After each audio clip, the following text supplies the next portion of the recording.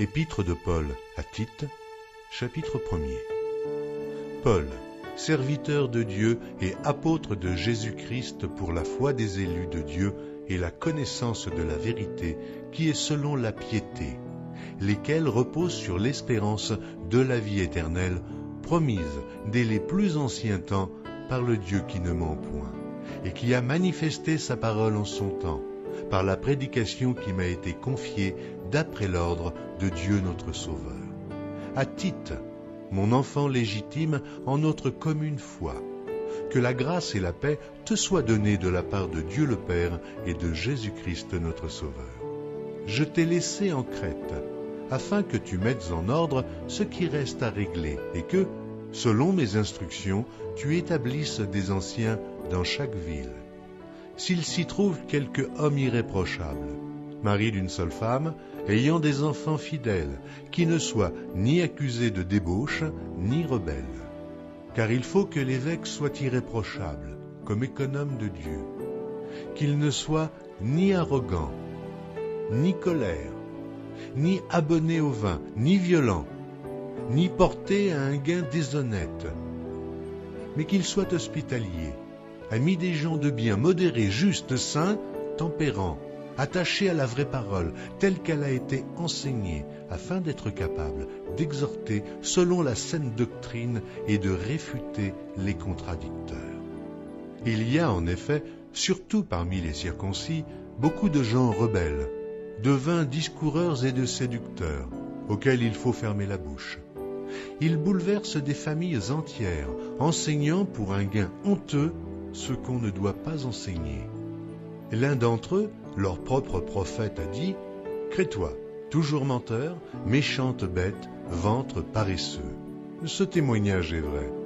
C'est pourquoi reprends-les sévèrement, afin qu'ils aient une foi saine, et qu'ils ne s'attachent pas à des fables judaïques et à des commandements d'hommes qui se détournent de la vérité. Tout est pur pour ceux qui sont purs, mais rien n'est pur pour ceux qui sont souillés et incrédules.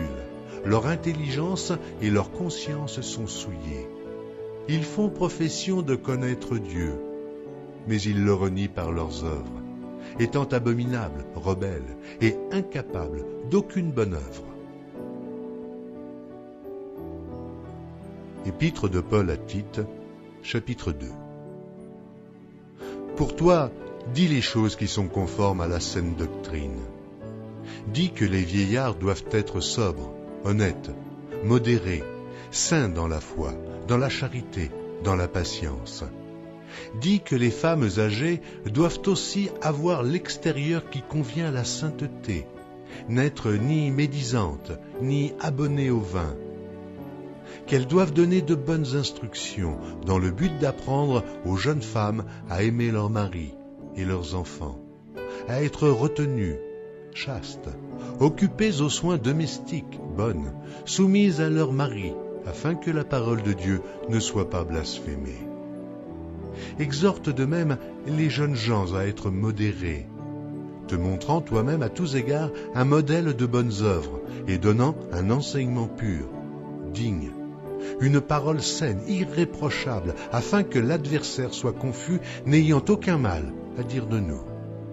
Exhorte les serviteurs à être soumis à leur maître, à leur plaire en toutes choses, à n'être point contredisants, à ne rien dérober, mais à montrer toujours une parfaite fidélité, afin de faire honorer en tout la doctrine de Dieu, notre Sauveur. Car la grâce de Dieu, source de salut pour tous les hommes, a été manifestée.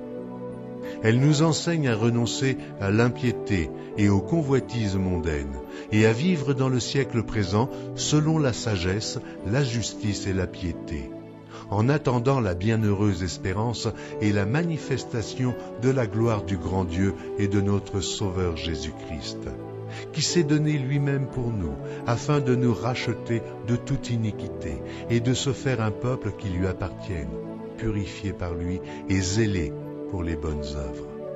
Dis ces choses, exhorte et reprends avec une pleine autorité, que personne ne te méprise. Épître de Paul à Tite, chapitre 3. Rappelle-leur d'être soumises aux magistrats et aux autorités, d'obéir, d'être prêts à toute bonne œuvre, de ne médire de personne, d'être pacifiques, modérés, pleins de douceur envers tous les hommes.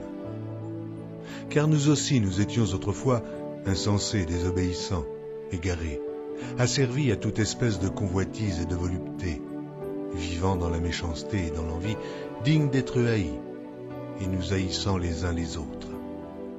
Mais lorsque la bonté de Dieu notre Sauveur et son amour pour les hommes ont été manifestés, il nous a sauvés, non à cause des œuvres de justice que nous aurions faites, mais selon sa miséricorde, par le baptême de la génération et le renouvellement du Saint-Esprit, qu'il a répandu sur nous avec abondance par Jésus-Christ, notre Sauveur, afin que, justifiés par sa grâce, nous devenions, en espérance, héritiers de la vie éternelle.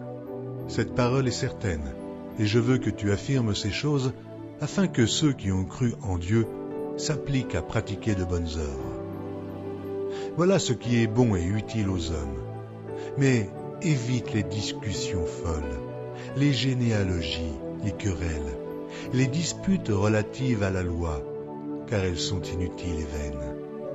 Éloigne-toi, après un premier et un second avertissement, de celui qui provoque des divisions, sachant qu'un homme de cette espèce est perverti, et qu'il pêche en se condamnant lui-même. Lorsque je t'enverrai Artémas ou Tychique, hâte-toi de venir me rejoindre à Nicopolis, car c'est là que j'ai résolu de passer l'hiver. Aie soin de pourvoir au voyage de Zénas, le docteur de la loi, et d'Apollos, en sorte que rien ne leur manque.